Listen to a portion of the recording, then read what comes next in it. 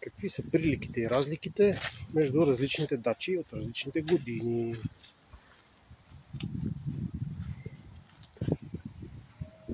Синята е 21 година.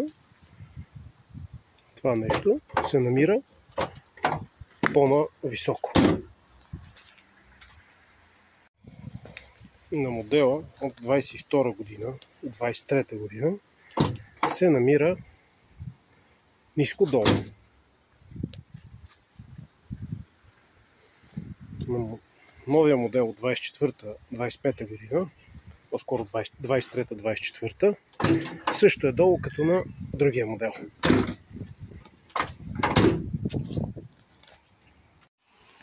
Друга разлика е предната решетка, маска или каквото е там. Отваря се нагоре, същата както на тази от 22 година, за да се зарежда. За разлика от тази на 24 година, 23-24 модела, който се отваря на страни.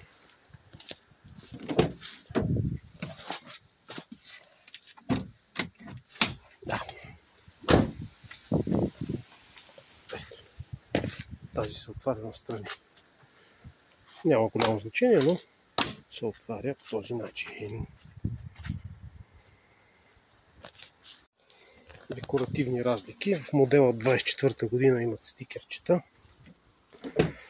Същите стикерчета имат тук, само че са гумени.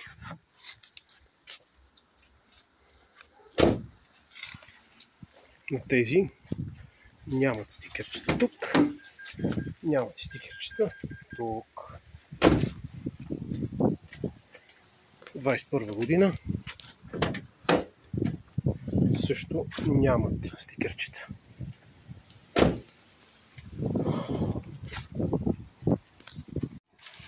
Други разлики.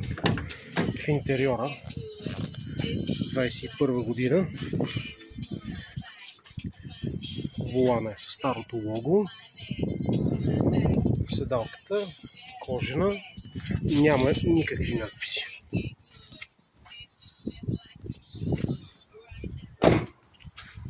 Багажник.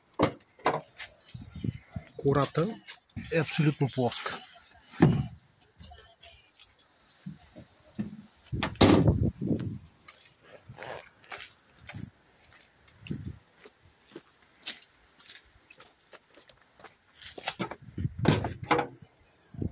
В 22 година получаваме ребро. Видимо по-добре. Пред таблото е същото като на 21 година. 23-4 година. Фейслифт. Различен капак на airbag. Няма много други разлики. Тук пише щампа Dacia. Има си заводски телки. Това си е най-вероятно допълнителна екстра.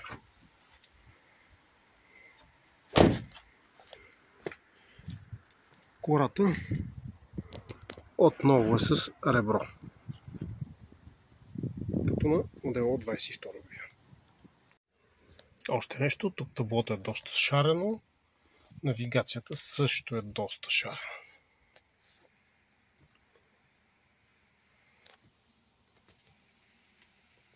Менюто е на български, само докато колата е на контакт. Това е логото, с което стартира. Включи на позиция 1. Модел 22 година. Отново шареното табло. И както на 21 година, докато се зарежда, менюто е на английски.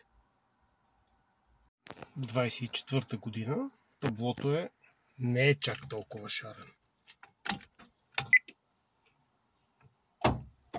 Което е забавно. Зарежда с новото лого.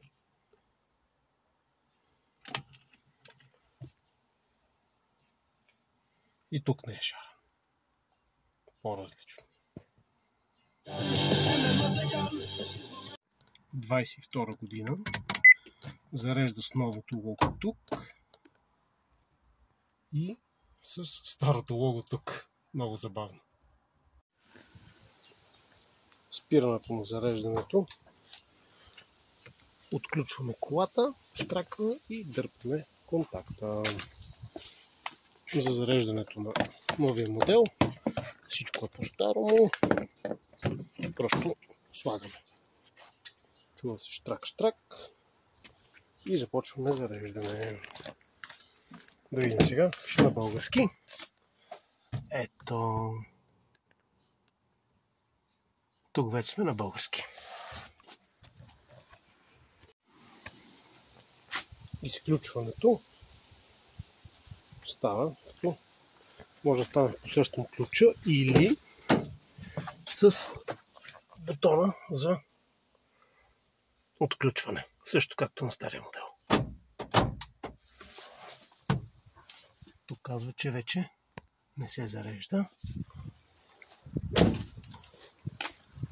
И просто го вадим. И си го връщаме, си дозареждаме другата кола.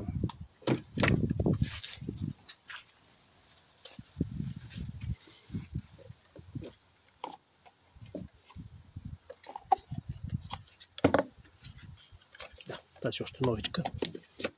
Явно се е разработила. Страни е по-интересно. Или по-скоро е по-ново. Ето в момента сивичката се зарежда с 16 ампера или 3,5 кВт. По сметки на колата значи, че за 3 часа сме до 80%, за 4 часа и 20 минути сме до 100%. Като на 100% колата влиза в режим балансиране за около 20 на минути и си балансира батерията. Което всички казват, че е хубаво да се прави поне веднъж месечно. И това е. Приятен ден!